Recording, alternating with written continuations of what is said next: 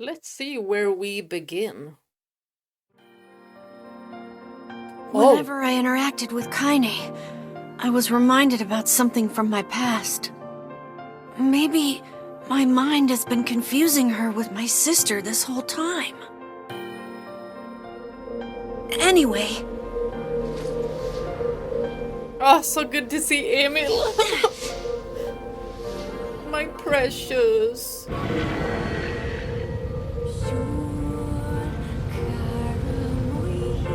It did say that we were gonna delve into KAINE'S story.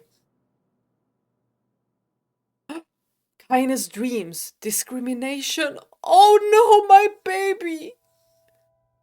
The sound of rain filled the village. The steep cliffs that surrounded the area magnified sound, causing even the slightest drizzle to rattle like a thunderstorm. Thin wisps of smoke streamed from huts as the villagers huddled in their homes and waited out the rain. A single child, however, had braved the downpour and was now wandering slowly toward a wooden, hawk-shaped weather vane at the center of town.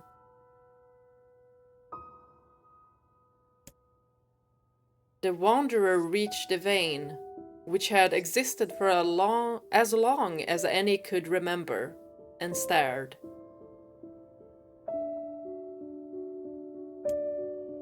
The child's face was simultaneously delicate and fierce, like a teacup that had survived a shipwreck. Those traits combined with pale white skin to give the face an almost sexless quality. If the beak turns east, I go home. If it stays west, then I... The child blinked. Rain slowly dripped down the young one's short hair and began its long descent to the ground. Come on. Come on. The child felt a slight breeze and watched as the vane slowly creaked to life.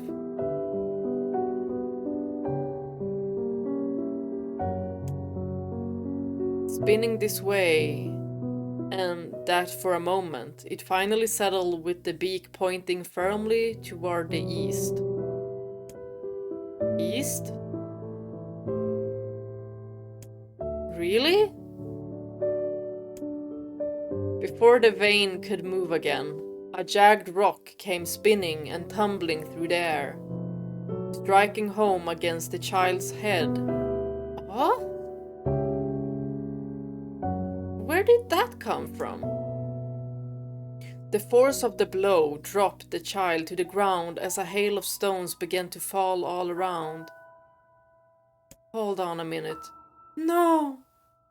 Oh no, they found me. Wait, these are people? A heartbreaking smile crept across the child's face as the stones continued their assault. They threw rocks at Kainé. Through the rain, the sound of multiple footsteps grew louder before a voice rang out.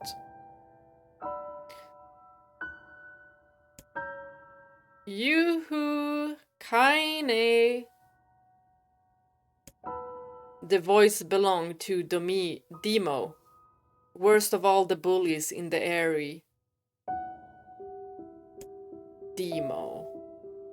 As Kainé struggled to stand, a final stone came skittering through the mud and bounced against her foot. Blood oozed from a cut above her eye and blurred her vision, but she could make out the shapes of Demo and his usual gang of idiots. I like that they're calling them idiots, because they are.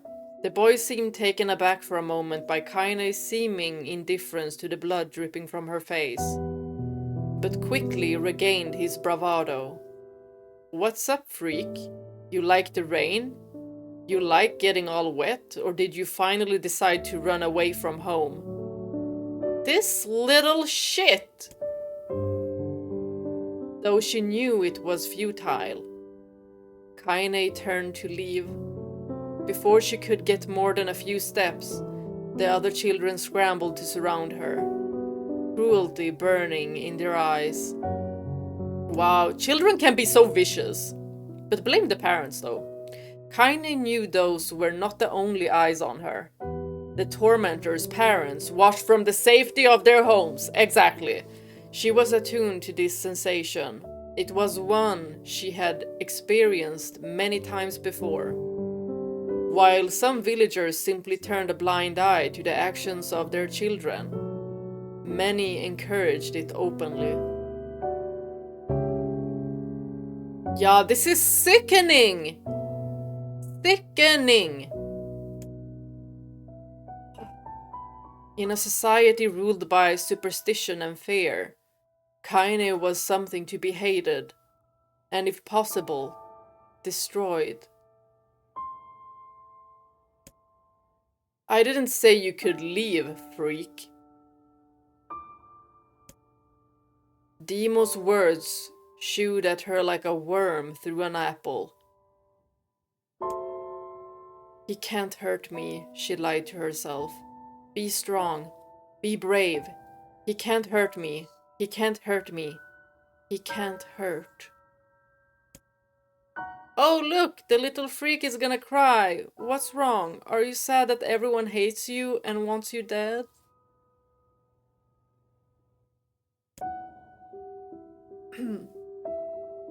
Kainé prayed for the rain to flood down and carry her away from a world that seemed to have no place for her. This is heavy. She's just a baby. But if there were gods, they chose to ignore her. As Demo crept over closer, ever closer, the clouds began to thin and the rain slowed. Even the weather hates me. I'm useless. A failure. I wish Demo's rock had taken my head off.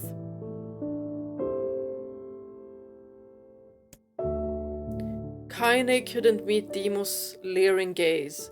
She lowered her eyes and stared at the muddy ground below. The bully moved forward until he was inches away. She could smell the scent of old meat on his breath. Ugh. The boy grabbed Kainé's face with thick fingers and yanked it upward. She tried to turn away, but he forced her gaze back and jammed his thumb against her eyelid to pry it open. What the hell? What is wrong with these children? Show me. No. Did you just say no? Oh my god, I just want to jump in there and beat the shit out of him. Demo grinned evilly. You don't say no to me. No one says no to me. Not even taking his attention from Kainé, he called to his cohorts. Come on guys, let's give the freak what she deserves. As soon as Demo finished, kicks and blows began to rain down upon Kainé. Demo paused, still grinning, as Kainé curled into a ball and tried to make the pain stop. I don't get you, freak. What's she acting like a girl for, huh? Everyone knows what you really are. Kainé ignored the question, choosing instead to stare at the weather vane. It continued to point east, as if supremely confident about the future it had chosen for her. Go home? Yeah, that's a funny joke for someone with dead parents and no home to go to. Freak, chanted the children. Freak, freak, freak. Kainé closed her eyes and listened to the rain, waiting for the pain to start again. As the clutching hands of the village children closed around her, she bent her mind to the sound of the rain, letting it become her world entire. Can someone please come save her? The rain fell, but the pain never came. Only when the laughter of her tormentors turned to terrified cries did she dare open a single blood-caked eye. What were they even trying to do with her eye? Kainé was shocked to see Demo sprawl on the ground, holding his head and screaming in pain. She could see blood welling from spaces between his fat, twisted fingers.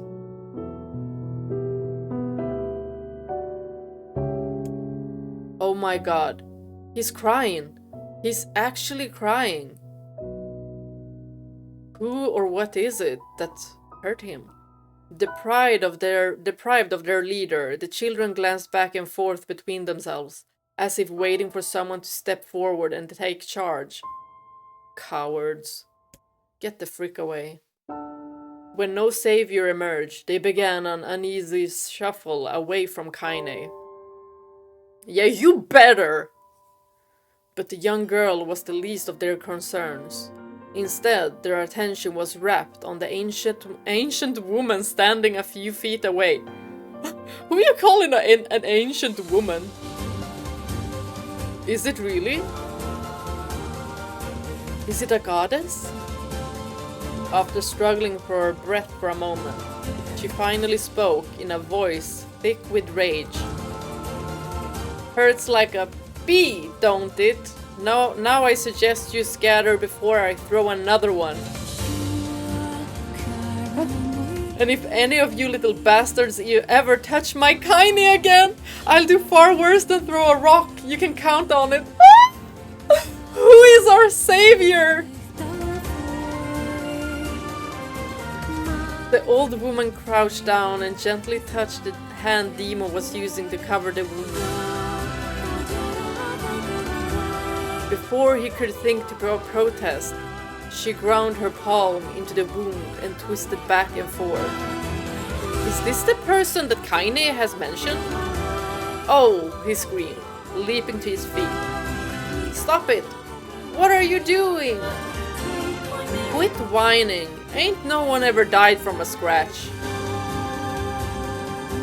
Is this whom she adopted her personality from?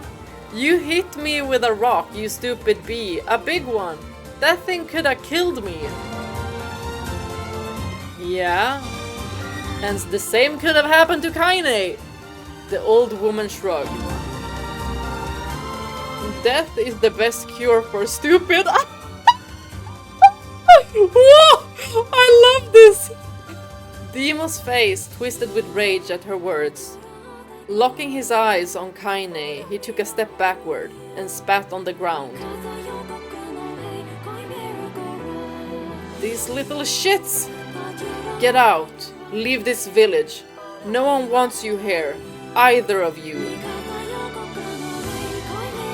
So they're both cast out of this village. Seeing the old woman grab another stone, Demo and his companions turned tail and ran. She did say my Kainé, so she's someone of great importance. As they fled, the old woman grabbed her side and barked out a single laugh. Ha! Look at the fat boy go! Guess he's healthy enough to run from a fight.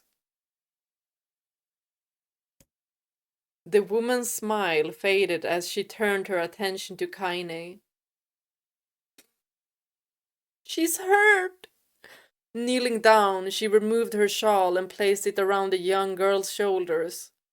Then produced a cloth from the folds of her dress and began blotting at the blood on her forehead. Poor baby. Oh, Kainé, she said. Why didn't you fight back? You're stronger than that lot. The words of her grandmother stung Kainé, and she turned away. Yeah, that shade was trying to trick her with the grandmother. Don't be nice to me, she said. I don't deserve it. Nothing matters anymore. Her tears, held in check for so long, finally began to fall on the muddy ground below. Everyone hates me. They think I cause bad things to happen. They think I'm a freak. I wish I was dead. No.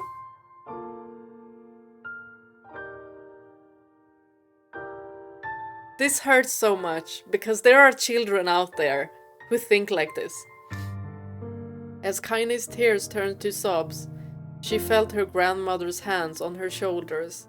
Despite her advanced age and diminutive size, she was a woman of surprising strength, and Kainé found herself unable to turn away.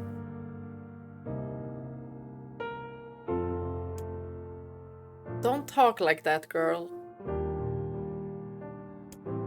It's a river wide and deep that flows between the realms of this world and the next, and it grants no mercy to any that attempt the crossing. You got a duty to fight until your last breath.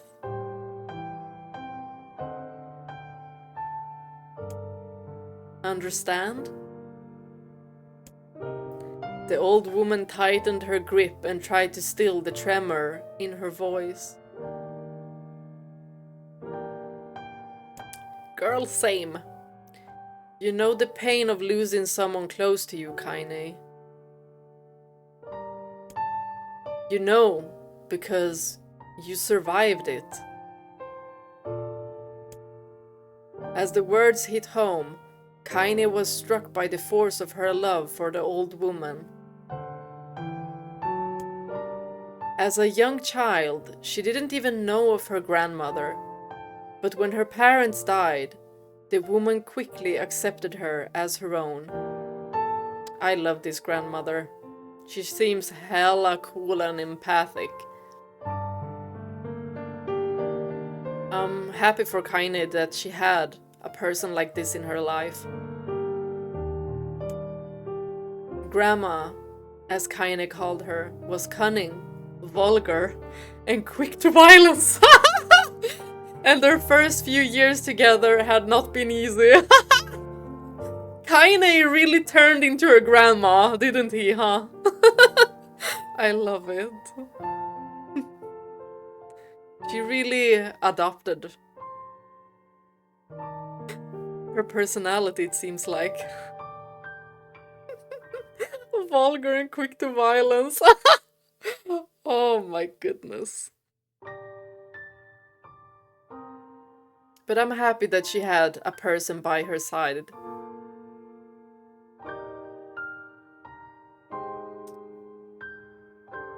It's making me tear up.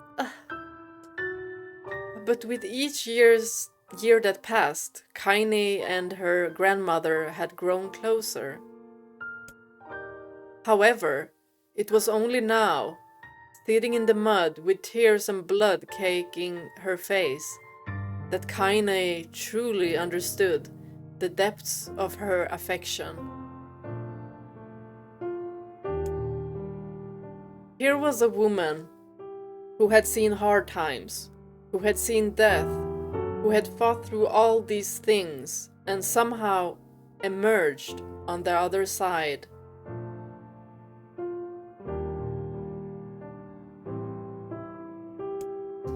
If anyone could understand Kainé's pain and loneliness, it was her. Do I make you sick, Grandma? Course not! Don't be an ass!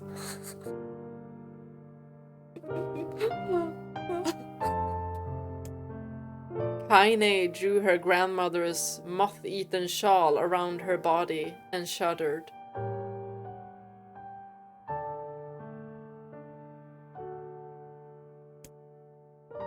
But my body... Does she have the black scroll? As a kid as well? It's not normal. If I was normal, then Mom and Dad wouldn't... No. Hush, interrupted Grandma. I'll not hear another word of this nonsense. She's gonna make her hardened. You're my daughter, and I love you. And if folks have a problem with that, they can just go to hell. Yeah! Don't care about other people, especially not idiots like that. With that, the old woman reached out and placed a wreath of dried flowers in Kainé's hair. The skill it took to bend the flowers without breaking the stems or losing a single petal was remarkable, and the beauty of it made Kainé want to cry all over again. Oh my gosh! These are lunar tears! And she kept it! You made this for me?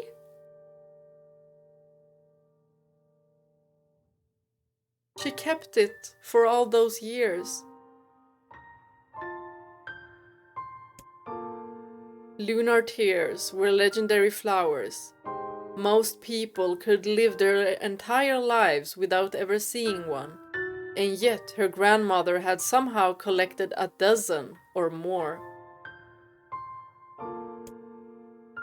Kainé reached up and touched the wreath, as if she couldn't believe it was real. This is so beautiful. And she kept it in pristine condition too, mind you.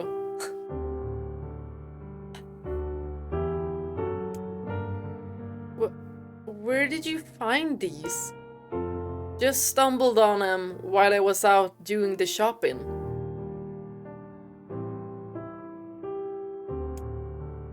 The old woman turned away as she spoke, leading Kainé to suspect that the search had been more difficult than she was letting on. Definitely, if they're that rare, yes. The pains she took to construct the ornament, let alone track down the flowers used in its construction, made Kainé's heart hurt. She reached up and gently adjusted the wreath, admiring the way it felt between her fingers.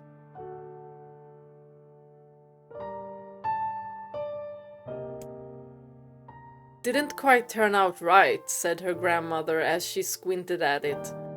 These old hands have trouble with delicate work. But it sure looks good on a pretty girl like you. Exactly. She real pretty one. Kainé blushed and turned away. Aww, cutie. You think I'm pretty? If only you knew! Of course you are! What a fool thing to say! Thank you, Grandma. And you will turn so beautiful! Her grandmother smiled.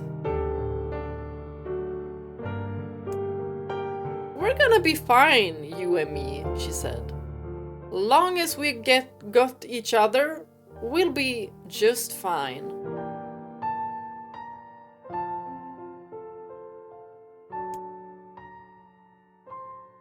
Kainé took her grandmother's hand in hers, and the two of them struggled to their feet. As they began the long walk home, Kainé gripped the hand with all her might, as if trying to stop smoke from drifting away on the wind. Oh, so precious. The rain had stopped. Kainé stood beneath the weather vane, watching it spin in lazy circles, no longer caring about the direction it faced when it stopped. I don't need to escape. I have a home now. Grandma loves me, and that's enough. Even if it is us against the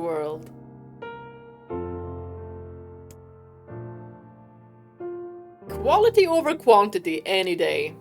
Kainé let her gaze drift up past the vein and into the cloudy sky. The last faint hints of a rainbow were slowly fading. As she turned and headed for home, the lights gathered into a million particles and vanished, seemingly taken away on the breeze. Kainé's dreams, daily life.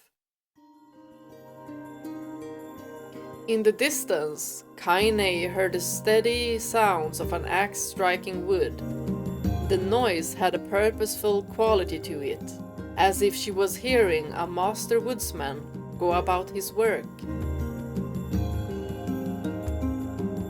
The firewood being produced, however, was as far from a work of art as could be. Pieces of every shape and size were being flung about a barren yard with wild abandon. You need to be very strong to cleave firewood. I've tried. Anyone trying to stack such wood would probably die of frustration before the job was through. Stupid piece of shit axe. The grandma. Kainé's grandmother flailed away with the axe, filling the air with both splinters of wood and words that would make the most hardened sailor blush. "Grandma!" called Kainé. "That you, Kainé?" yelled the old woman, taking her eyes off the wood for a moment.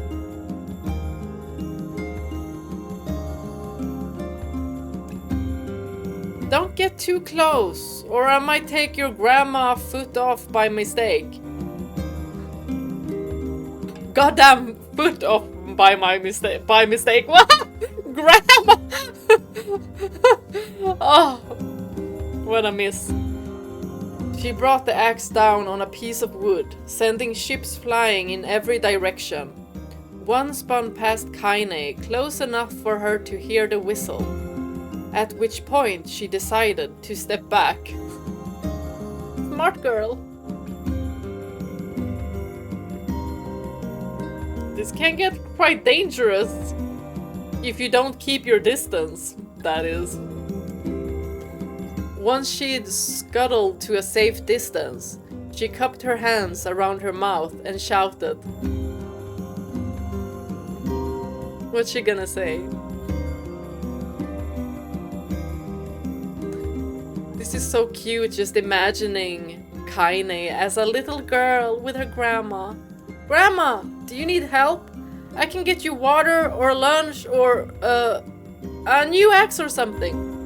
The axe, poised to strike another wobbly blow, paused in midair. The old woman considered her granddaughter's offer for a moment, then smiled. "Tell you what, since I'm doing such a piss-poor job of chopping, why don't you come here and take over, so I can go get the water? Shades have been restless lately, and I don't want you running into one of them bastards." We can't have that happen. But I wonder how she got possessed by a shade. Relinquishing the axe, her grandmother picked up a long pole with wooden buckets on either end. I'm thinking either she had it all the time or it comes. Gathering water was by far the more difficult of the two jobs, but Kainé knew better than to complain. Once Grandma's mind was set, there was no changing it. Kainé did her best to help with chores, but Grandma took every task that required travel to the village. She's afraid. Though she had a long list of plausible excuses, Kainé knew the real reason. She didn't want her granddaughter to be taunted and harassed by the villagers. She's protecting her. Once Kainé moved in, Grandma decided to take up residence a good distance from the area. Ah, we know where. Out of sight, out of mind seemed to be the best policy when it came to the villagers and her granddaughter. And rare were the days when any but the two of them could be found on the rocky acre of land they called home. I loved their little hut. Kainé enjoyed the solitude, but harbored a secret resentment that her grandmother was forced to spend her golden years in such a place. Aw, but she has you! After watching her grandmother leave, Kainé turned her attention to the task at hand. She had never chopped wood before in her life, and soon discovered why the old woman hated the chore. Swing after swing of the axe produced only a tiny crack in the wood, and when she finally managed to connect with a solid stroke, the tool embedded itself in the log and refused to budge. But still, she's just a kid and she's managing to do this. Very good, Kainé. Frustrated, Kainé swung the axe around her head and threw it, log and all, across the yard. Damn girl, you strong! You could have taken that lot, exactly like Grandma said. Damn it! Ugh, crap! Was she already starting? She's taking after the grandma. He suddenly understood the joy her grandmother felt in a good curse. Ah!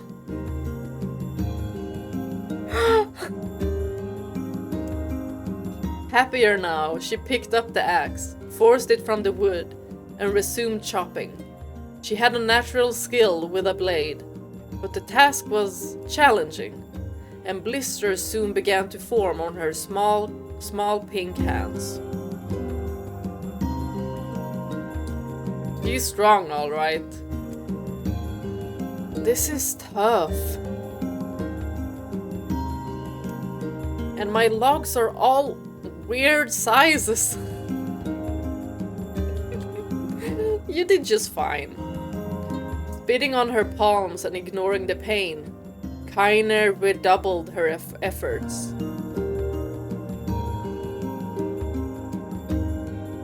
Just as she was developing a rhythm, Grandma returned from the village. Setting down her buckets with a small sigh, she took one look at the logs and coughed out a wheezy laugh. Pretty clumsy, girl. You better practice if you... Her grandmother suddenly collapsed to her knees, causing one of the buckets to wobble precariously. No! Eyes wide, Kainé dropped the axe and ran to her grandmother's side. Grandma! The old woman shook her head and pointed a trembling finger at the bucket. Get the bucket. Can't let it spill.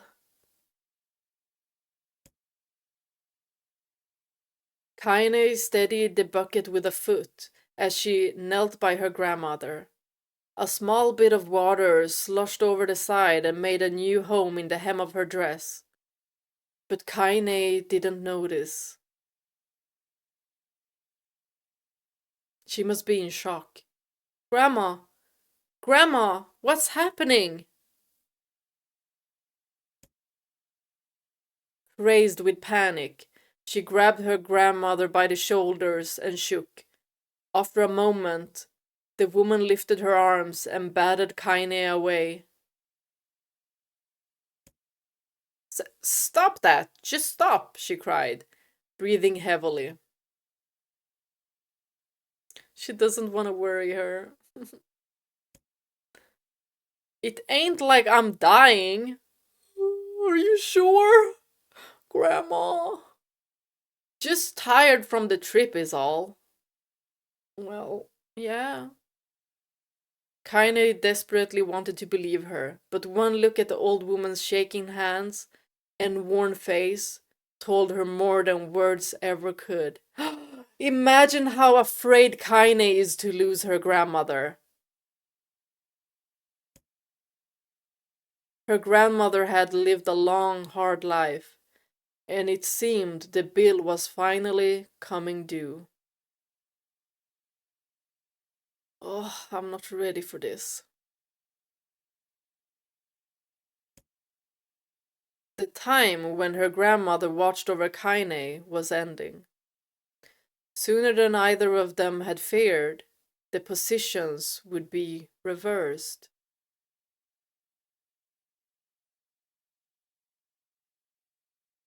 Well, that happens in real life.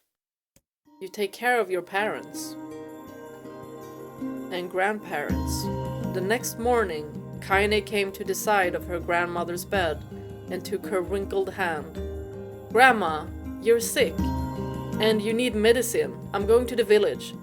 The old woman shook her head and tried to rise, but Kainé gently pushed her down. "It's all right," she said. "I'll be fine." Her grandmother fixed her with a gaze that could melt steel. After what seemed an eternity, she finally lowered her eyes and sighed.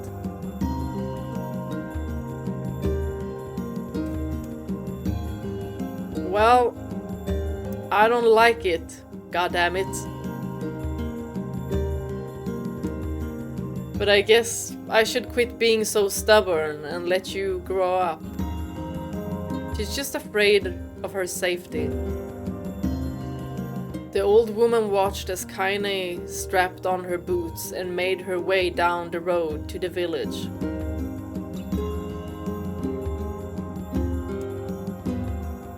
Hours later, as an unseen sun made its way across a dark and rainy sky, she was still watching. Kainé moved at a brisk pace, checking her pockets every few moments to make sure the money her grandmother gave her was still there. She's such a responsible kid too. Every noise caused her to spin on her heels, making sure she wasn't being stalked by a shade, or worse, Demo and his gang. But she encountered neither tormentors nor shades, and Kainé finally found herself at the entrance to the village.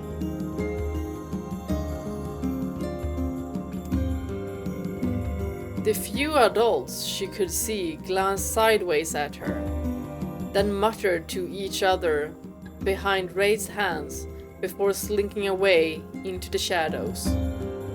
Her heart racing, Kainé took a series of rapid, shallow breaths and tried to calm herself. "I have to prove myself.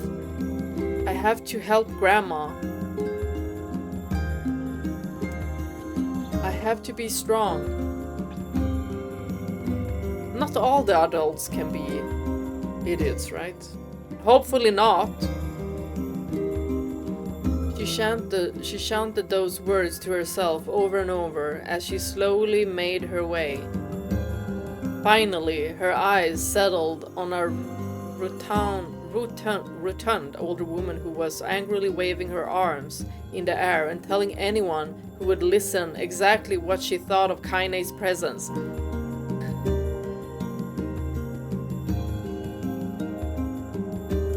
"An adult.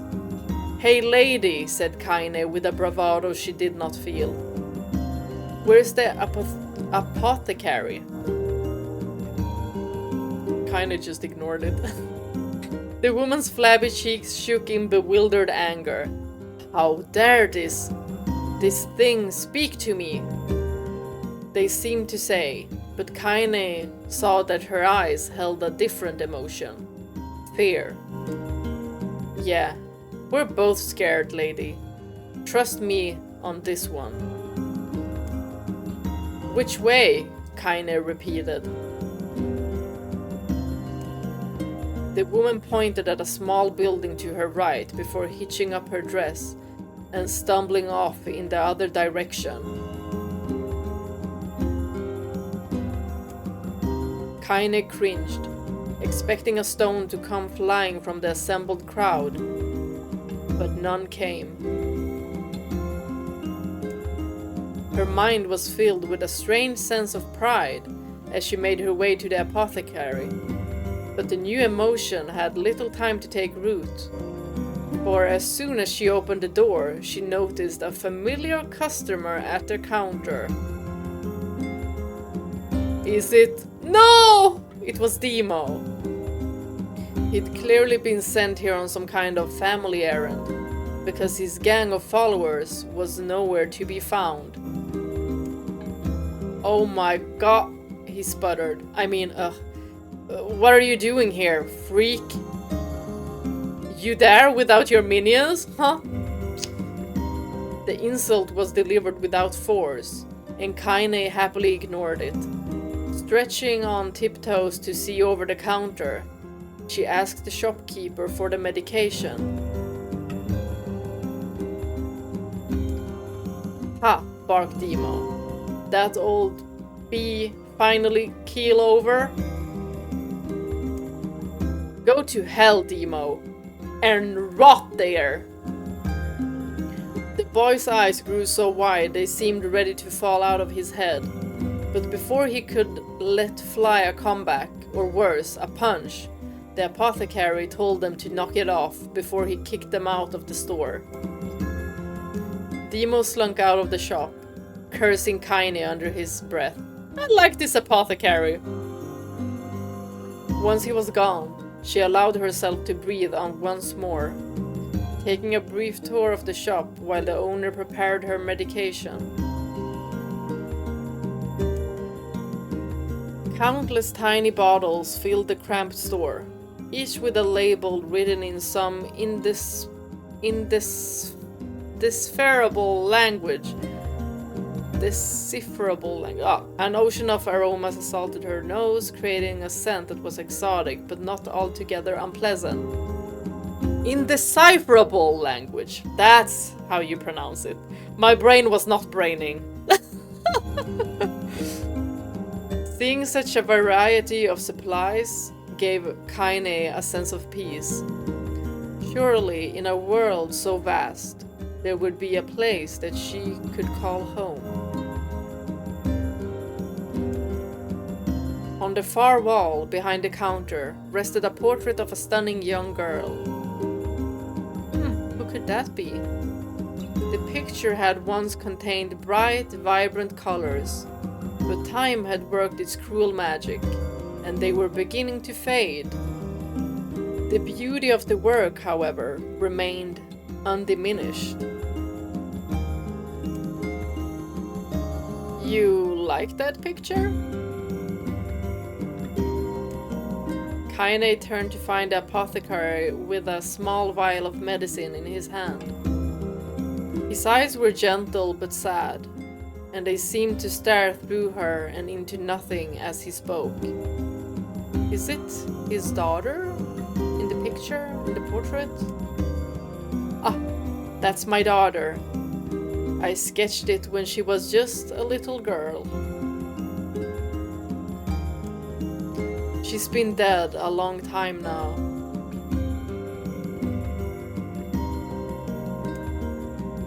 Kainé didn't know how to respond. She just stared at the portrait and tried to come up with the right words.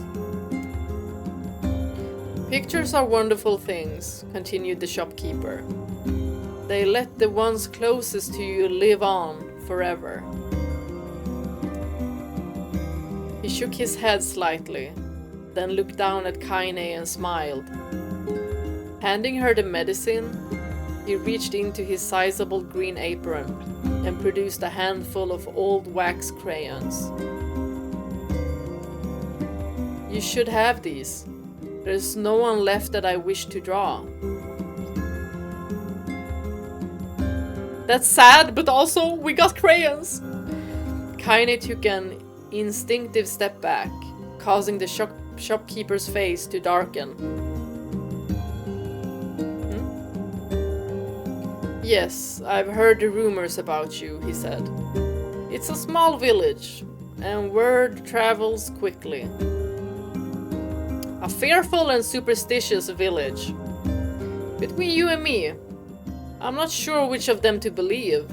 But I also don't think they matter much. I knew I liked this shopkeeper. I know your grandmother, Callie, and I think the way she was driven out of this town is just deplorable.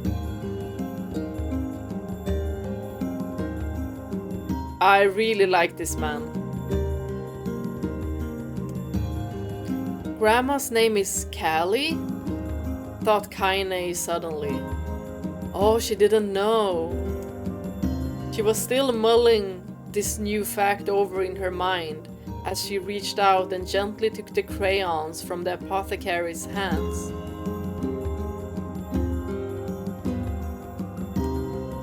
Your grandmother is an old friend of mine, he said as Kainé scooted away yet again. And I owe her much. I wager she would like it if you drew a picture of her. What? Are we gonna? Yes, I think she would like that very much.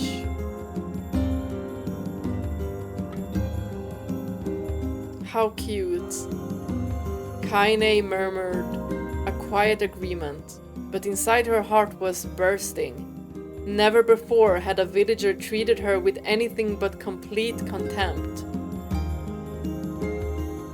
Poor baby.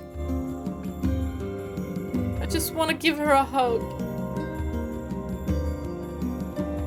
She never deserved any of it. And this village probably held it against her because her parents died and they were like, oh, you must be like some kind of demon. It was a tiny, almost imperceptible step, but it was a step nonetheless. And with enough tiny steps, she might one day discover the rest of the world. She's brave. When Kainé returned home, she found her grandmother asleep in her bed. Her feet were blackened and raw, even bleeding a bit in places, leading Kainé to think that she had been pacing around the room until exhaustion finally caught up with her. She placed the medicine by her grandmother's pillow and turned to leave, but found the old woman's hand clasped around her arm. She was so worried about her. Back already, are you? Asked her grandmother with a yawn. Come here. Let me have a look at you. Grandma sat up and examined Kainé from head to toe. Finally satisfied that nothing terrible had befallen her grandchild, she leaned back and allowed herself to relax. Well, how was it? Those bastards give you any trouble? It was kinda fun, said Kainé with a small smile. No, seriously, it was. Fun, eh? Asked her grandmother in a voice which implied she believed anything but. Uh-huh. So anytime you need me to run an errand, just let me know. As she spoke, Kainé removed the crayons from her pockets. After a brief explanation of their source, she informed her grandmother that she was going to sketch her portrait. A portrait of me? Ridiculous. No one wants to stare at a wrinkled old crone. Yes, we want to! But Grandma, it'll make you live forever.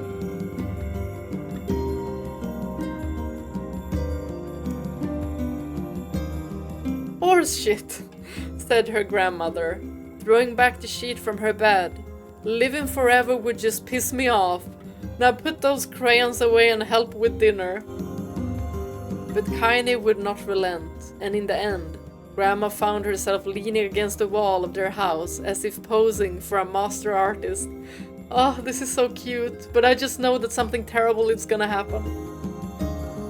Kainé took up the crayons, eyed her subject carefully, and set to work. Just as her grandmother was about to nod off, Kainé finished the piece. After staring at it for a bit, she released it from her grip and let it slowly drift to the floor. What? Is it a masterpiece or not? It's terrible! It doesn't look like you at all. You did your best. I'm sorry, Grandma. I thought these crayons would, you know, make drawing easy or something. You put your heart into it, okay? The old woman's eyes narrowed at her granddaughter's disappointment. Let me be the judge of that, she said, ignoring the pain in her back and reaching for the paper. This is so cute. The sketch could have been a person's face. It also could have been a boulder, a lump of clay, or an incredibly misshapen loaf of bread, all rendered in a chaotic array of colors. Hey, sounds like Picasso to me. The old woman stared at the picture for a long time, then slowly wheezed out a laugh.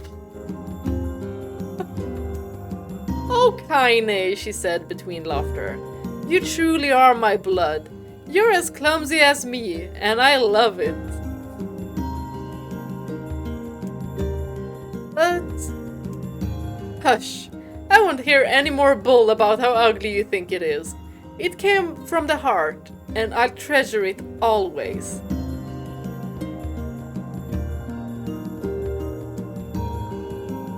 True to her word, the old woman gave the picture a place of honor above the kitchen table. In the days that followed, Kainé would often catch her staring at the portrait with a strange smile on her face. An action she interpreted as silent, mocking laughter. No, it ain't. A week later, Kainé could stand it no more and asked her grandmother to take the artwork down. No, she's happy. Posh, said the old woman. I'll take this down when they roll me in my shroud. She pondered this for a bit, then turned to Kainé and dropped to one knee. Listen to me, girl.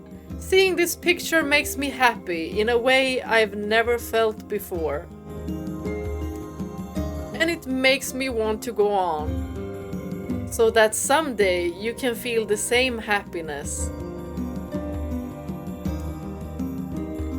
It was a moment that burned itself in Kainé's memory. A perfect blend of pride and joy, love and joy, that came together to form a lifelong remembrance. She swore to never forget this moment, to never forget the old woman who had made her place in the world possible. Wow, she really is her world. They're each other's worlds. Time moves on. People and memories move in and out of a life like ghosts passing through a hall. But this moment will be different, Kainé swore, because I will remember it forever. Forever. Separation. No! No! No! Here it comes! Kainé listened to the sound of crackling firewood and stared at the black object on her plate. She'd been pushing it around the wooden disc for a good 10 minutes, ignoring the bemused stare of her grandmother. Is it burnt to a crisp? Finally, she summoned her courage and gave the object a brief sniff. A sharp, bitter scent flew up her nostrils and made its home there, causing her face to twist with disgust. Grandma, I can't believe you want me to eat a bug. The old woman threw some more wood under the cooking pot and snorted. A bug? It's no bug, you fool girl. It's a berry! Why the hell would I be feeding you bugs? In case of emergency. Yeah, well, it sure looks like a bug, said Kainé. And I think it's burnt or something, because it smells terrible. With that, Kainé held her nose and threw the berry in her mouth, chewing as little as possible. Oh yeah, that's terrible, alright.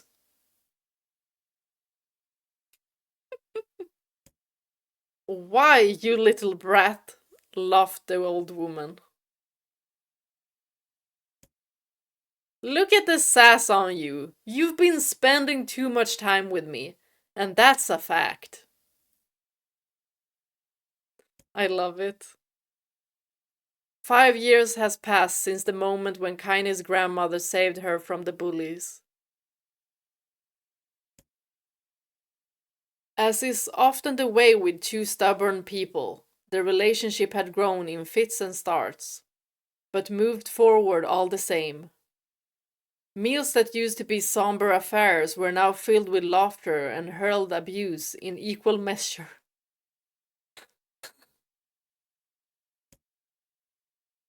Kainé could not remember a time when she had been happier. And then she met Emil and Nier. And Weiss. Her grandmother's legs grew weaker by the day, and she could no longer do many of the chores she used to take for granted. Uh-oh. And so this morning found Kainé lacing up her work boots with a breakfast of burned berry rolling through her belly. Where are you going today? Asked Grandma suddenly. Kainé looked up, surprised. The old woman rarely asked for specifics anymore. Well, I was gonna check out the kelma trees and see if they were ripe. I thought we could make some jam or something. Oh, and I'm going to pick up some flagstones, so I need to take the wheelbarrow. Flagstones? What in the hell for? Kainé stared at her grandmother, then held out an arm and swept it around their home. Constructed mostly of cloth, rope and rubble, the old place sagged like a boxer in the final round. So they need to, like, rebuild it. Grandma, a dying cat could chew through this house. I'm going to build a stone wall so we have some protection. Oh, my cat is screaming at me.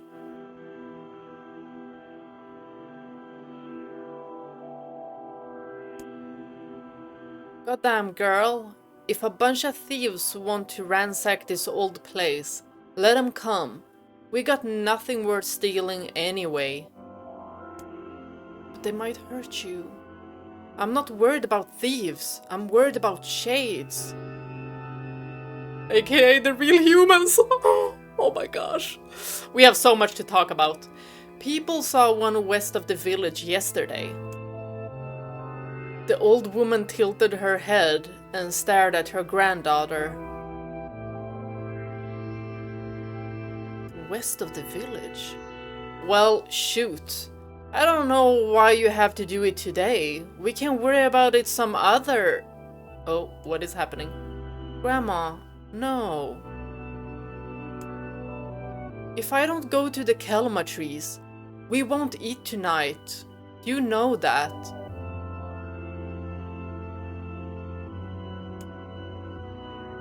A confused expression passed across the old woman's face, and for a moment she was a small child lost at a carnival.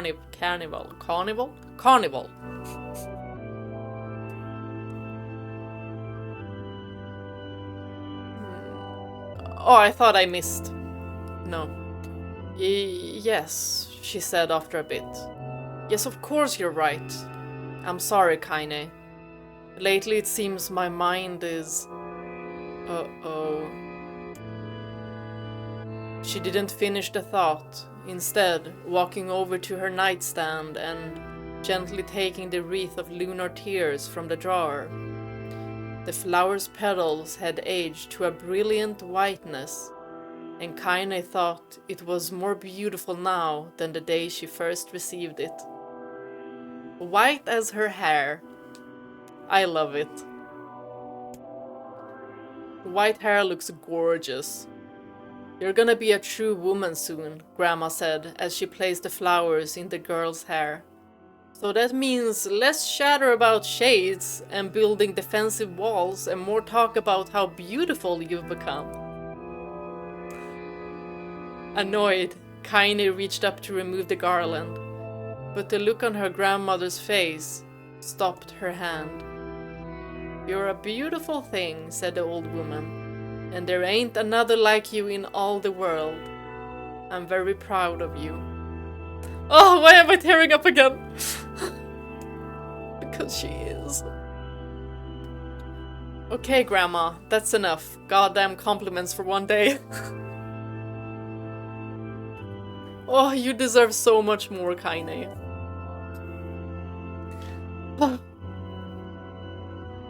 Y'all, to be able to breathe the same air as Kainé. Such a mouth on you. Where did that come from? Oh, I don't know. Gee, I wonder. I'll teach you to sass me, girl, yelled Grandma. Suddenly, she lurched forward and grabbed Kainé by the ears, pulling her around the room with a crazed grin on her face. Grandma, yelled Kainé in a quaking voice. Grandma, stop it! What the hell? The old woman stared at her and blinked, then slowly held her wrinkled hands out as if it was the first time she had ever seen them. I don't know what happened there. I'm sorry, girl. Sometimes my mind just...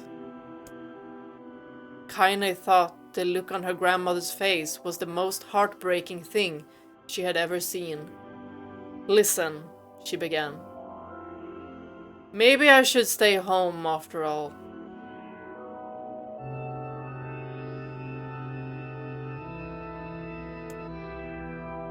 No, I won't have you stay here to keep an eye on an old codger like me. She just wants to take care of her grandma. You go get your fruit and your wall and whatnot. I'll be fine. And when you come back, I'll have a nice grasshopper dinner waiting for you. You said it wasn't bugs! Kainé rolled her eyes, then kissed her grandmother on the forehead and made ready to depart. Aww. Trying desperately to ignore the worry that was gnawing at the walls of her heart. Kainé is so precious, and so is the grandma. Kainé could feel the old woman's eyes watching her as she moved down the path. Don't turn around. Don't turn around, she told herself. But in the end, the temptation was too great. Oh, I feel like she's about to cry!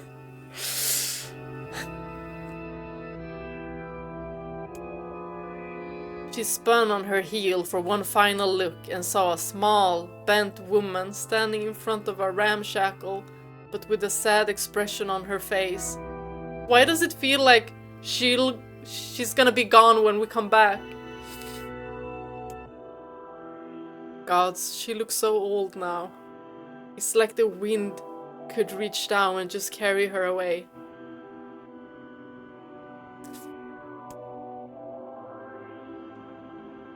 Kainé worried about her grandmother all day, causing her work to suffer.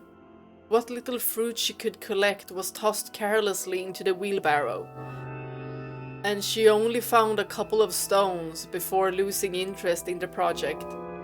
Finally, as dusk approached, she decided to call it a day. Cursing herself for the lack of focus, Kainé pushed the nearly empty wheelbarrow back down the path.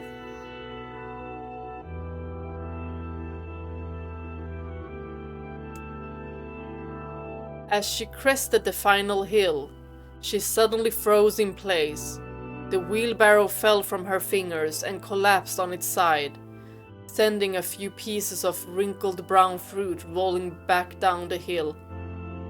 Uh-oh. Her gaze was transfixed by a thick black cloud that hovered just ahead.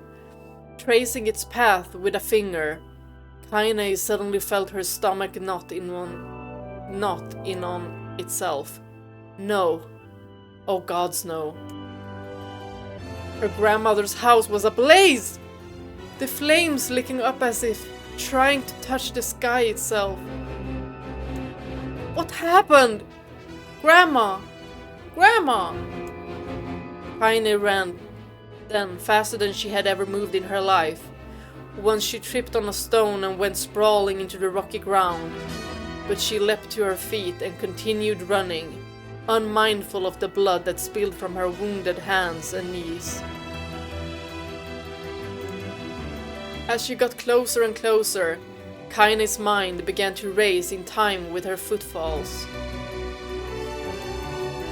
It's too dark. It's too dark. Not just fire. Guys, it's a shade.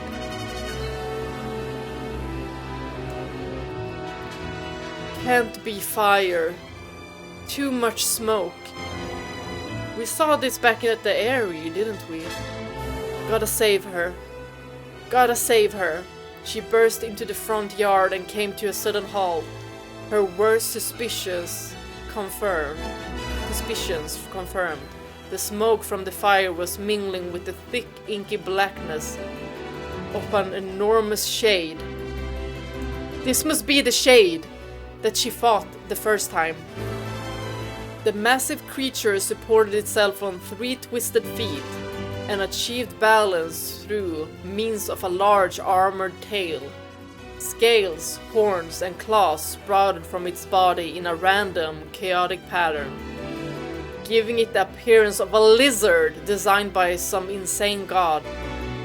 Seeing Kainé, it let out a roar and flicked its tail, sending small whirlwinds spinning around the yard. For a moment, the creature retreated into a shimmering inky blackness, as if her mind was unable to comprehend that such a thing could actually exist. But then the smell hit her, a blend of rotted meat and excrement, and the horror became real once more. No. The creature bellowed again, and this time Kainé responded with a scream of her own. "All right, you bastard," she thought as her scream echoed off the high cliffs around them. "It's you or me. Let's go." The shade eyed Kainé with bemused interest. Then it began, looking from her to the house and back again, as if urging her to look at the destruction it had so gleefully wrought. With dread building in her heart, Kainé glanced toward the house. Through the smoke and flames, she spotted a small figure struggling to escape the ruins. "Grandma!" At the sound of her voice, the old woman began waving frantically. "She's alive," thought Kainé. Alive. Kainé's legs sprang to life as she raced across the yard toward the flaming wreckage of the house.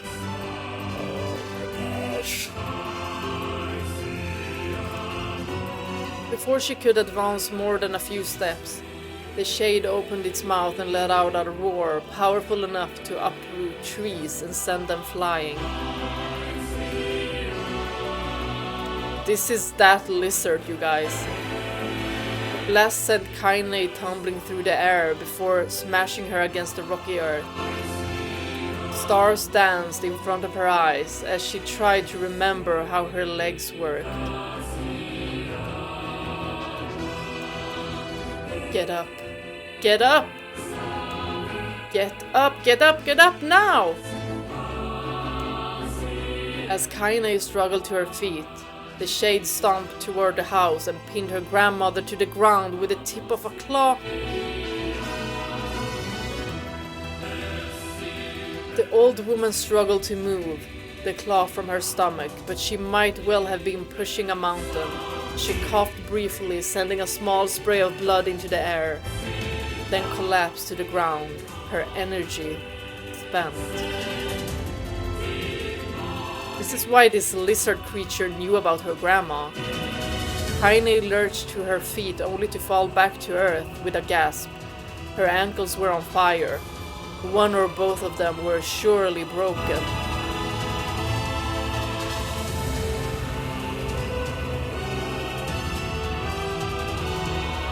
Ignoring the pain that screamed through her body, she began dragging herself across the ground, leaving a drunken trail of dust and blood in her wake.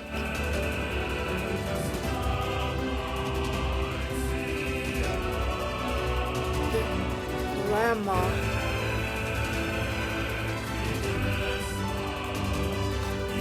Hold on. Just a little longer. Her grandmother's face was turning blue, her eyes rolling back until only the whites were exposed.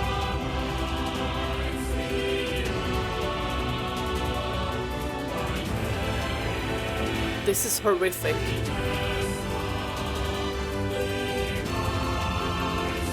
Kainé pulled herself across the ground with maddening slowness, the distance seeming to increase with every second that passed. The shade glanced between the two women and flicked out its tongue, its giant mouth turning up at the corners. Short, panting breaths belched from somewhere deep inside its core. Bastard, laughing at us. What even is this shade?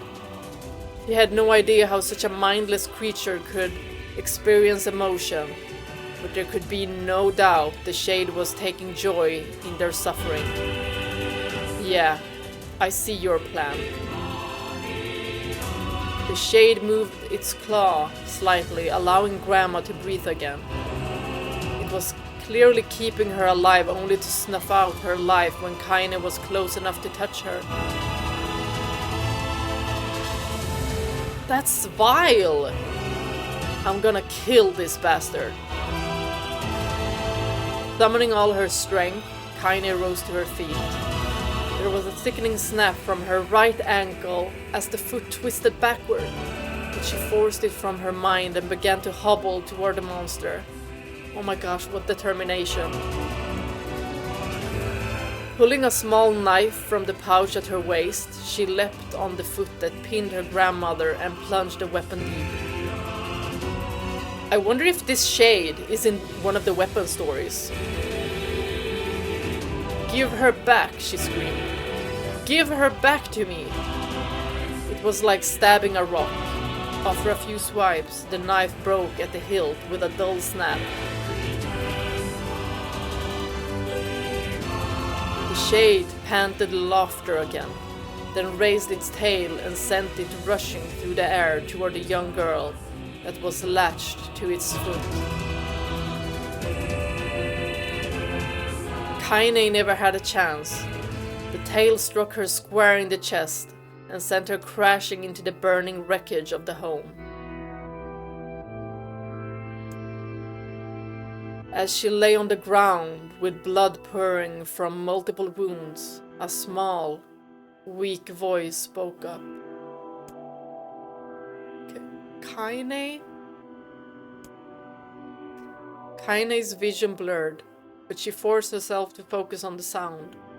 Finally, her eyes cleared enough for her to make out her grandmother's hands, reaching out to her through the smoke.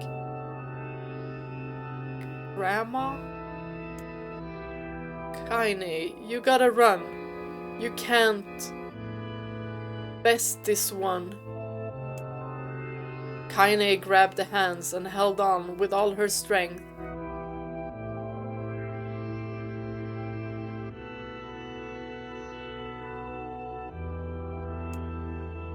Grandma, come on. We have to go. The old woman coughed loudly, One of her hands, slick with blood, slipped from Kainé's grasp and thumped to the ground below.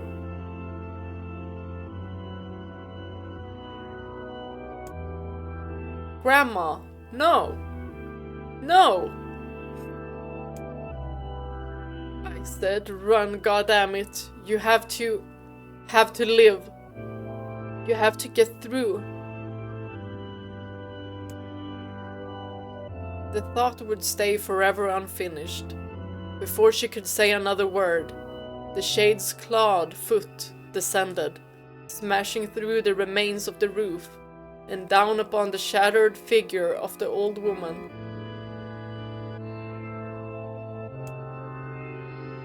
Blood oozed from gaps in the creature's toes as the terrible, putrid smell assaulted Kainé's nose once again. She stared at the foot, dumbfounded, convinced that what she was seeing could not possibly be real. When the creature finally lifted its appendage, all that remained underneath was a twisted, unrecognizable mass of rubble and red.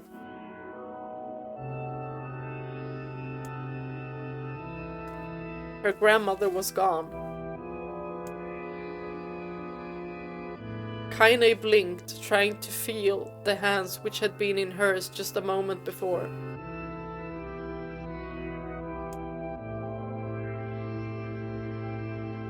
For a fleeting instant, she could remember the warmth of that embrace, the trembling of the fingers, but then the sensation drifted away on the breeze and was gone.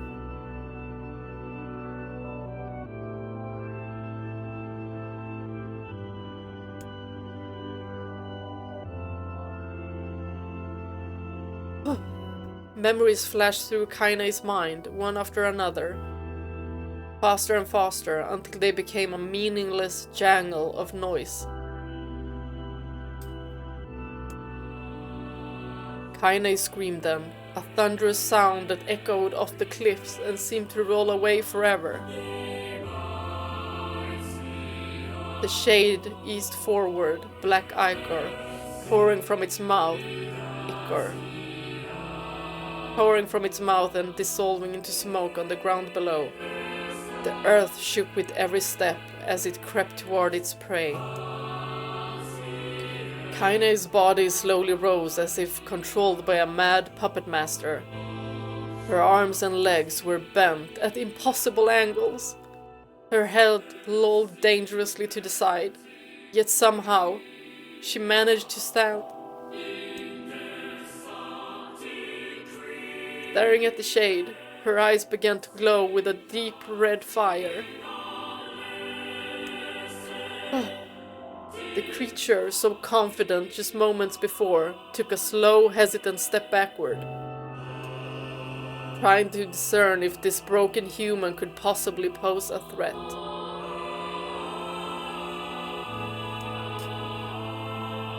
Kainé seized the moment. Laughing like a madwoman, she leapt in the air and plunged the shattered hilt of her knife deep into the leg of the shade. The shade shook Kainé off like a fly, sending her crashing to the earth once again. Her chest rose and fell slowly, as if a great weight were resting on it. Moist sounds of pain echoed through her mind. Something warm and thick oozed from her ears. Is that blood? Think it is. Think I'm bleeding to death. No, can't die. Grandma told me to live.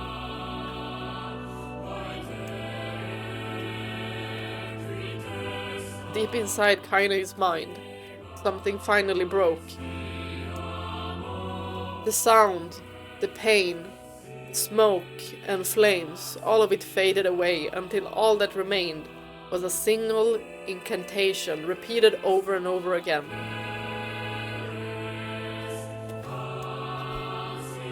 Kill it. Kill it. Kill it. Kill it. Kill it. Kill it. Kill it now. As the spark that was Kainé slowly began to flicker and die, she felt her desire to kill and her desire to live blend into one. The distance between heartbeats grew longer and longer and longer.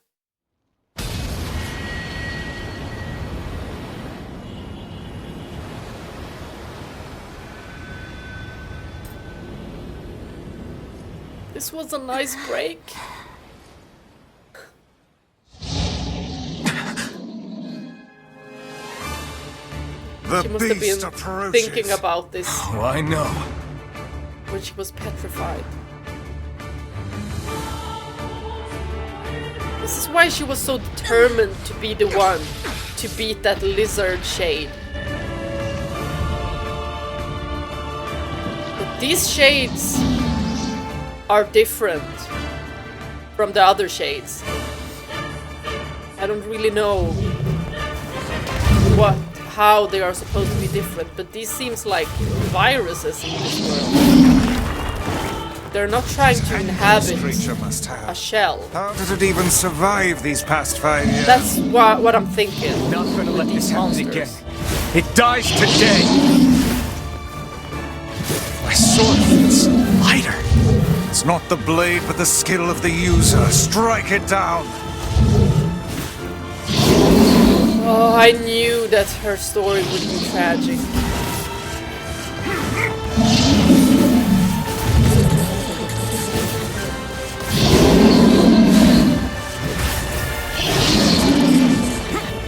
The way her personality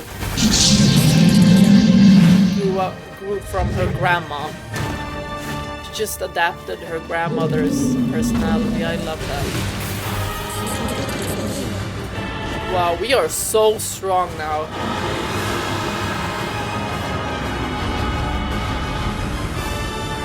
The story did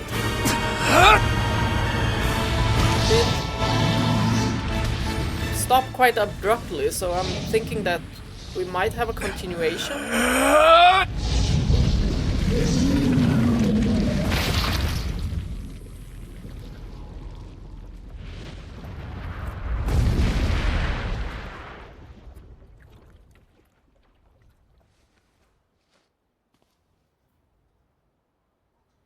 To think that all of us are just shells.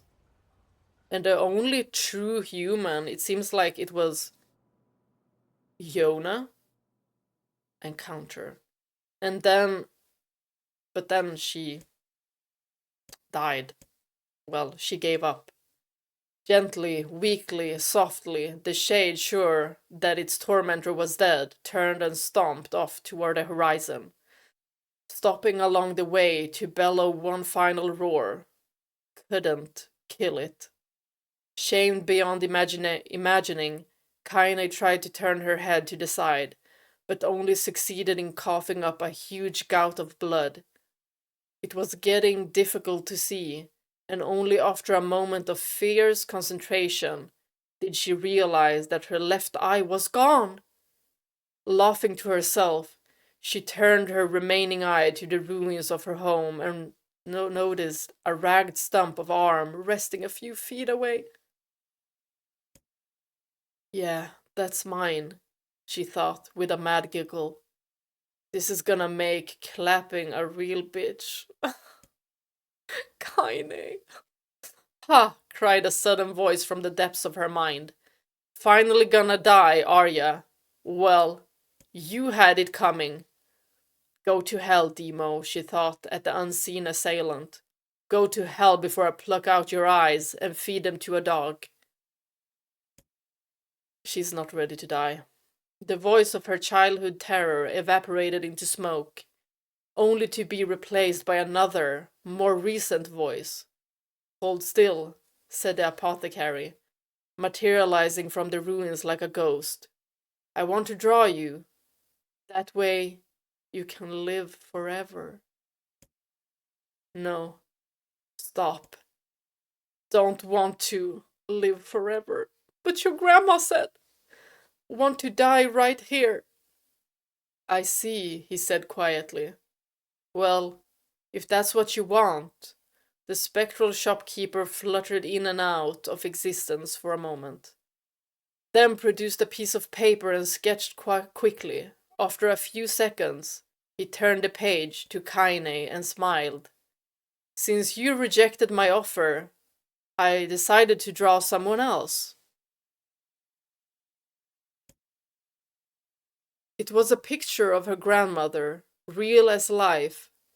Kainé opened her mouth to thank the man, but stopped as the picture began to blacken in the middle. Before she could say anything, dozens of multi-legged insects began to swarm across the image, tearing at it with sharpened pincers. Stop! No! Don't hurt that picture! Kainé reached out with her remaining arm and waved futilely at the air. That's why her arm is bandaged. To her surprise, the insects fell off the picture and to the ground below, where they vanished into tiny black tendrils of smoke. Relieved, Kainé turned her good eye back to the picture, only to open her mouth in a silent scream. The sketch now showed her grandmother as she truly was, a smashed, unrecognizable lump of nothing. The apothecary smiled, then broke into a jolly dance. What the frick in... Oh, is he malfunctioning or what? See that? He cried as he danced his jig. It's perfect now. She looks just like you. Ha ha ha. I look like that? Oh God. Oh God. I'm gonna die. I'm gonna die. Drowning in despair, Kainé laid her head back in the mud and smoke of her ruined house and waited for the end to come. But just before she let everything go, an unfamiliar voice began whispering in her ear. Ain't you got a wish, sunshine? The voice was vulgar and fierce at the same time, as if insanity had somehow found a way to take form. Kainé wanted to scream as the voice crawled under her skin, but her lungs refused to work. Is it the shade? You know, a wish? Like a prayer or something? Why don't you get on your knees and start praying to heaven? Please, invisible man in the sky, save me! Save me! Ha ha ha ha ha ha. Kainé finally resorted to shouting at the voice with her mind. I don't make wishes. They don't come true for me. I'm a curse. A freak. I should be left to die. The other voice boomed in her ears. Wahahaha! Oh God, you are the best. Kainé glanced down and saw a black, shiny substance oozing from her legs. She tried to brush it away, but her remaining arm would no longer respond. The substance slowly crept around her feet and then began moving up toward the rest of her body. This is how she got possessed. Is this death? Is this what it's like? Or is my mind just losing itself? She could feel the slime oozing upward, feeling the hot searing pain it left in its wake. Whatever else might be happening, she was still alive, and this was real. Come on, said the voice. Let it go. Kainé tried to ignore the voice and concentrate on the pain, but the newcomer would have none of it. Don't ignore me, sunshine. You're ready to give up, ready to die. So why not let me have it? This shade wants to take over her body.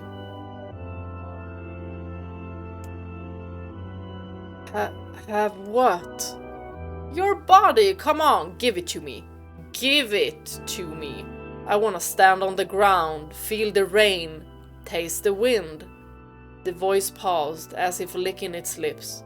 When it resumed, it was filled with mad, unbathed joy. And I want to take your hands and use them to choke the goddamn life out of people. I want to tear out their throats and bathe in the blood, just like before.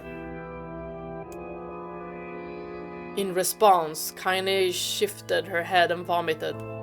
The warmth of it crept down her front and mingled with the pain of the encroaching black ooze. Are you a shade? Ha ha ha ha. Yeah, maybe. What of it? The slime reached her face, crept up past her nose, and slowly oozed into the socket of her missing eye. The moment it touched her brain, Kainé was struck by the most powerful sensation she'd ever felt in her life. It was ecstasy. She wanted to scream with delight, but all she could manage was a small whisper. Feels good, don't it? Asked the voice with a chuckle. Yeah, what can I say? I know how to please the ladies. Now give me that body. Come on. Give me the body and I'll give you more of this feeling. It's a fair trade. A black lump began to protrude from Kainé's side. As she watched, it grew longer and thicker, eventually taking the form of her missing arm. I can see better, she thought. My eye must be growing back too. So that's what happened. The slime reached up to envelop the rest of her face, but she managed to brush it away. Stop, she whispered, marveling at how she had regained her voice. Stop. The black ooze hesitated, as if considering this request, then quickly shimmered down her body before disappearing in a cloud of smoke. Ah, what the hell, Sunshine? Screamed the voice. We had a deal. I thought you wanted to die. Grandma said. Can't die yet. A brief image of her grandmother, bloodied and broken, flashed before her eyes. She saw the shade that had killed her and heard its mocking laughter, then closed her eyes and forced the image from her mind. Her whole body was quaking with rage. When she opened her eyes again, they burned bright red. That thing took my grandmother. I have to kill it before I die. Kainé glanced down and saw a mysterious pattern. The pattern of the shades burned itself into her left arm. Well, I'll be damned, said the voice cheerfully. Look at that, Sunshine. I think you and me are gonna be good friends now. Kainé stared intently at her arm. The more emotional she felt, the more the letters seemed ready to puncture her skin and begin infecting the rest of her body. The arm clearly had a will of its own now. Stop. Gotta stop. Holding her left arm in her right, Kainé took a deep breath and tried to calm herself. Come on, don't fight it, pleaded the voice. Hate's my favorite dish, and I'm hungry. Let it go, feel the anger, burn with the fire of revenge, thirst for blood, then go out there and... Shut up and get the hell out of my body. So this is how it happened. Your body. Oh, that's rich, Sunshine. Real rich. Look, why don't you just up and die so I can have this body all to myself? What do you say? I bet those buddies of yours in the area would love to see you dead. Kainé grabbed a nearby shard of glass and tried to saw off the shade-infected portion of her side. Before she could, her darkened left arm grabbed her right wrist, crushing it. Kainé screamed and dropped the shard as the sound of bone crushing on bone filled the air. Crunching on bone filled the air. Ha ha ha. Stupid idiot girl. You're possessed now, Sunshine. and there ain't no going back. The voice laughed again, a loud, long wail that seemed to go on without end. Possessed, whispered Kainé. Yeah, possessed. You and me. We got what you might call a timeshare arrangement. Remember how fools used to think you were a freak? Well, wait till they get a load of you now.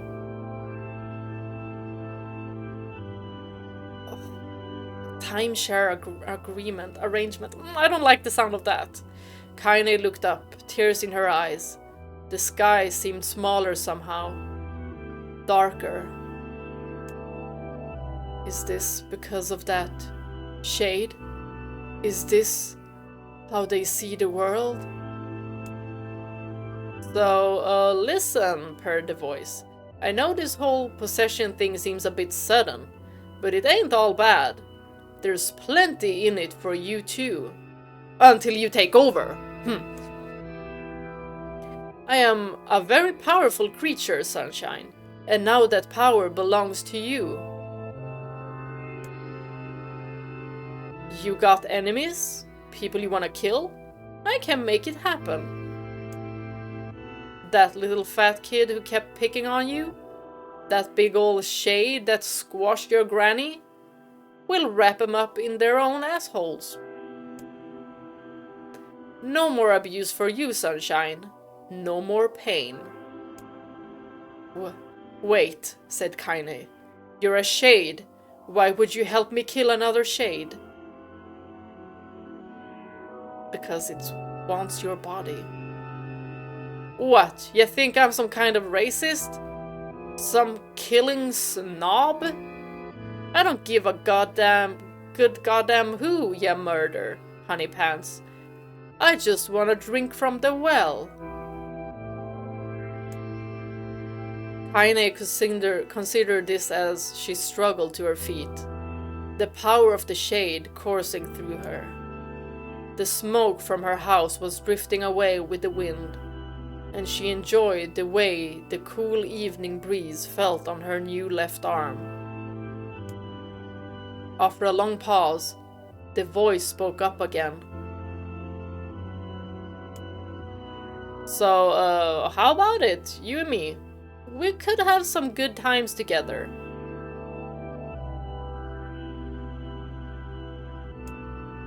Look, I'll even take care of the bloody part if you don't want. Fuck off, asshole, muttered Kainé. I'll handle the killing. Kahahaha, screamed the voice. Look at you go! Oh, Sunshine, we're gonna have so much fun. So listen, my name's Tyron, and if you ever need me, I'll just be hanging out in this piece of meat you call a heart.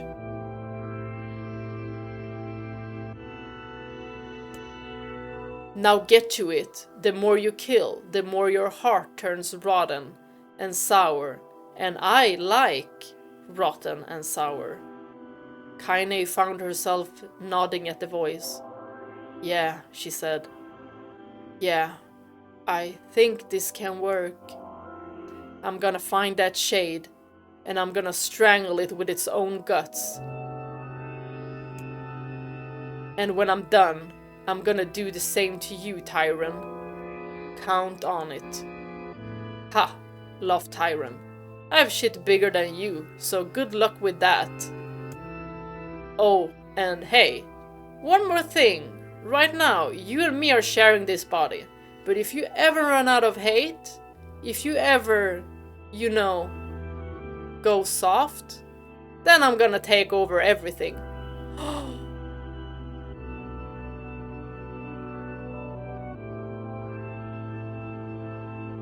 That's why she's keeping up a facade and really having these walls up the entire time. So keep on killing, Sunshine, and watch your back. The voice grew fainter and gradually faded away. fading to somewhere deep inside Kainé herself.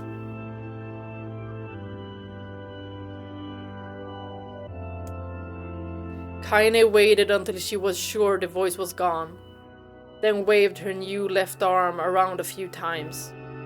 It feels perfectly normal, she thought. It feels like mine. Desperately, she began poking and prodding at the new limb, determined to find something wrong with it. She didn't want it to feel normal.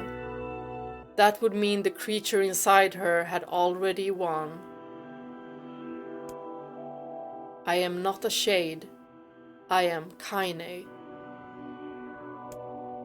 Repeating this mantra in her mind, she slowly began digging through the rubble of her house, being careful to ignore a certain red-stained spot in the corner.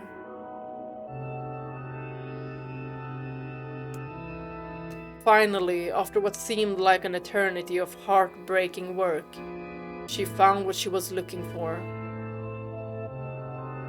Is it the lunar tear? Yeah, it was the wreath of lunar tears. Though it had been through hell and back, the garland's petals were as bright as ever.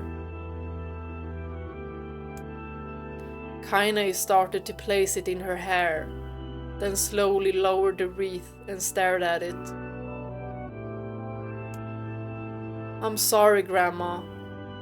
I'm so sorry. But I don't deserve to wear this anymore. I'm possessed, corrupted, a freak. And this time, I don't think there's any going back.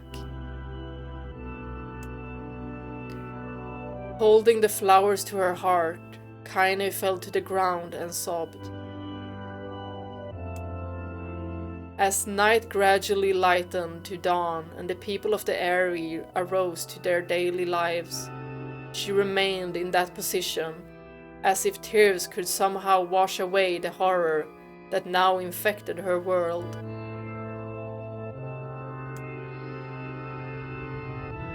Alive! Stay alive! Stay alive! Grandma. Kainé, you gotta live! You gotta come back to us!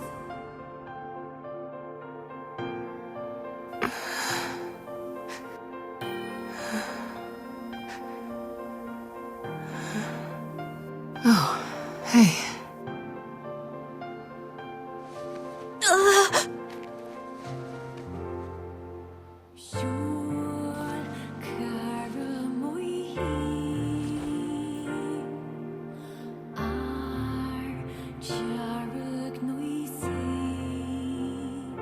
Emil, you were the one calling me, weren't you?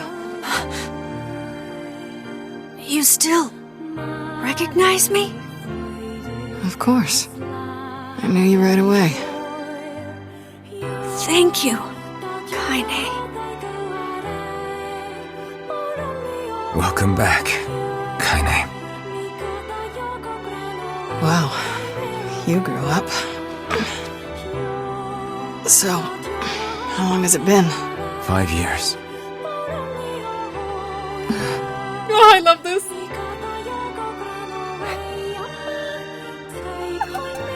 Oh, she's so adorable! Oh, she fell hard there!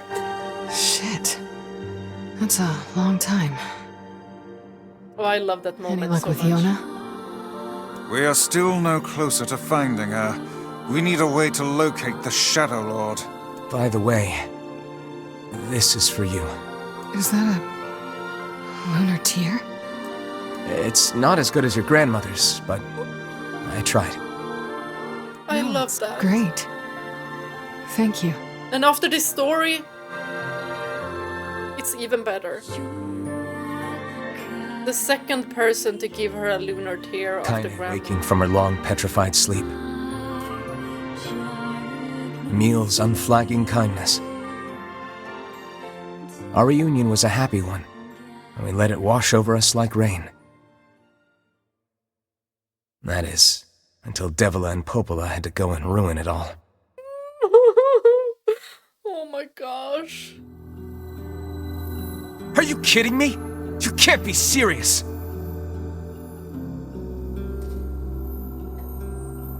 Please try to understand.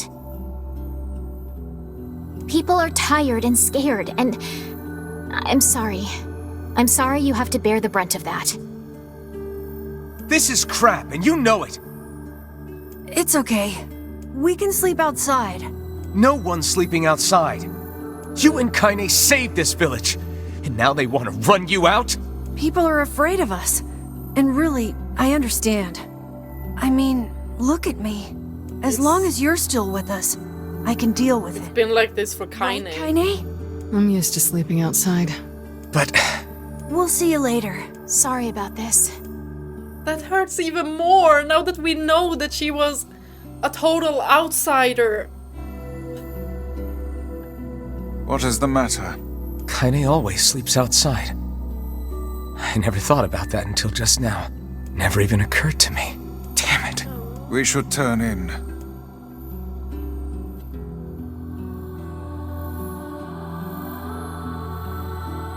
I didn't get much sleep that night. For the first time in my life, I hated Devola. For the first time in my life, I doubted Popola. But those feelings are pointless in the end. He's so relatable. They said and did what they did for the sake of the village. To protect it from the horror of the Shades.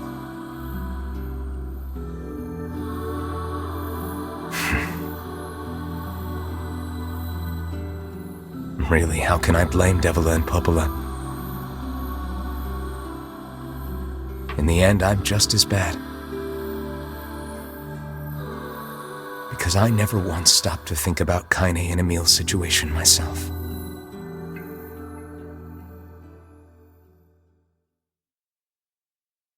But he did self-reflect, so... Oh!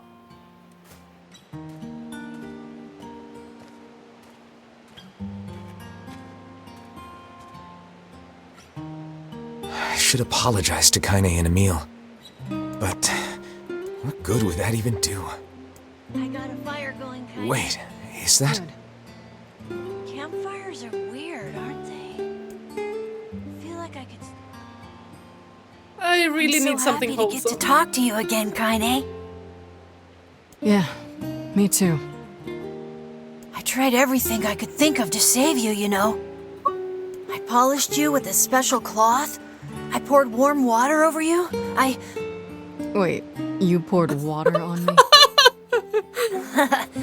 Yeah, but it didn't really do much except make you all shiny. Hey, Emil. Thanks for saving me. I guess you noticed how I look different now. I'm sorry, Emil. I'm sorry for all of it. Well, I mean, this new form isn't all bad, you know? At least I can look at you when we talk, right? Hey, so why don't you tell me something about yourself? I'm not very interesting. Sorry. Come on, I just want to know you better. Please? Fine. This all happened when I was a kid, before the whole shade possession thing. My body is different. And when the villagers found out about it, they started treating me like a freak. But one person, my grandmother, accepted me just as I was. No matter how bad things got, she gave me the strength to keep going. She's really special to you, huh? Yeah. Oh, hey! That gives me an idea. Since we cured your petrification, we should start looking for a way to cure your possession in my body. I know we can do it if we all work together. Heck, it'll probably be super easy. Let me guess. More warm water? Okay, can we just forget I told you about that?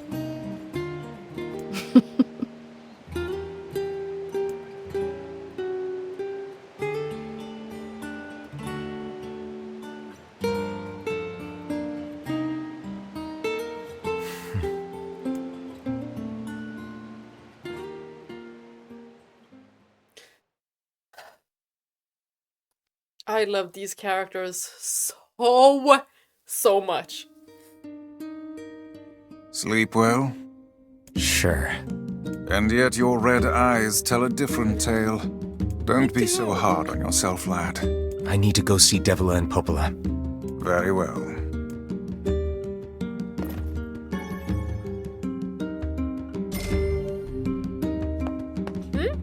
What is this? What might that be? It's Mom's diary. What? I've not heard you speak much about your mother. I She haven't got the missed black this. scroll and died when I was little. My apologies for bringing it up. It's all right. I can barely remember her face anymore. This is the only thing I have left of her. Reading it helps remind me of when we were still a family. I see. But the final entries get a little strange. In what way? Well, here, take a look.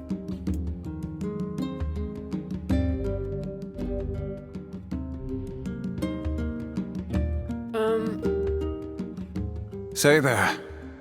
Can you not hear me?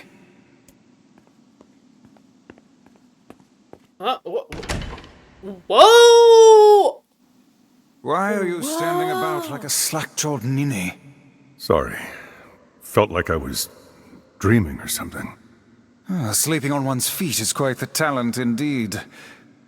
Come now, there's the door. Right. Why do we look like a Let's go. daddy? What?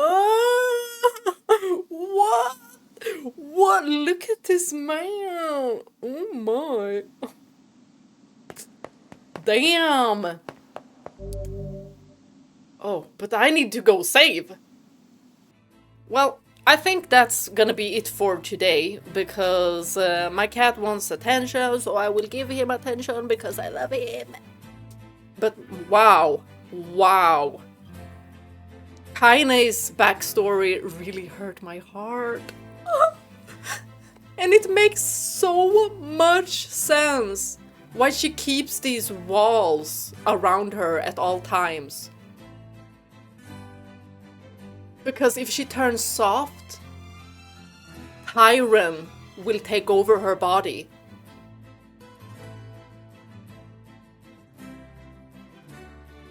And the way she's pushing, like she wants to live now. She wants to live because her grandma said so. But it felt like she wanted to live until the point with the lizard, so she takes revenge first, and then it felt like that could have been it, but then she got attached with Nier and Emil. So she continues to be their sword.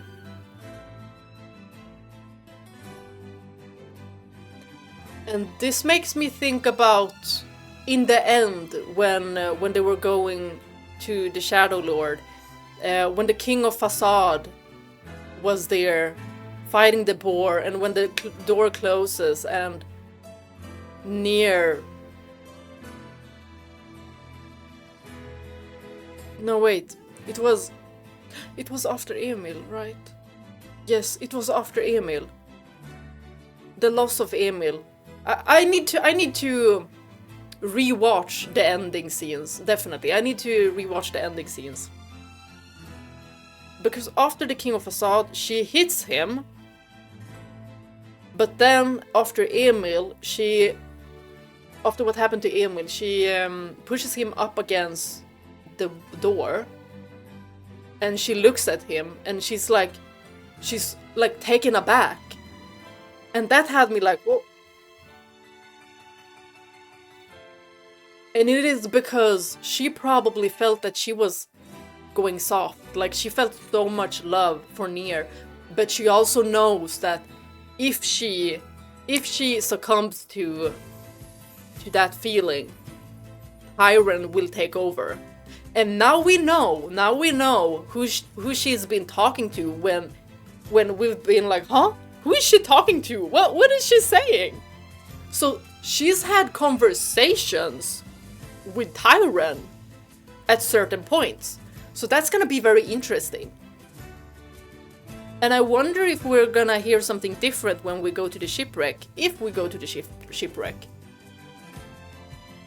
Because he was very strange there.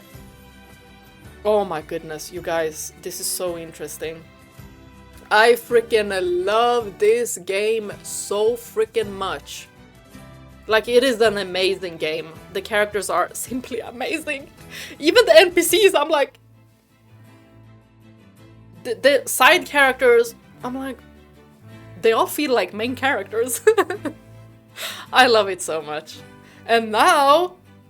We just went into Mom's diary, who died because of the Black Scroll. And now we're playing as a daddy. I have no idea who that is. Maybe we'll know. Maybe, wait a minute. Since I just dropped it too, daddy. Maybe it is the mom describing the dad. Could it be? I mean, he also had white hair. Well, we're gonna see in the next episode of me playing Nier Replicant. Thank you all for watching. Bye bye.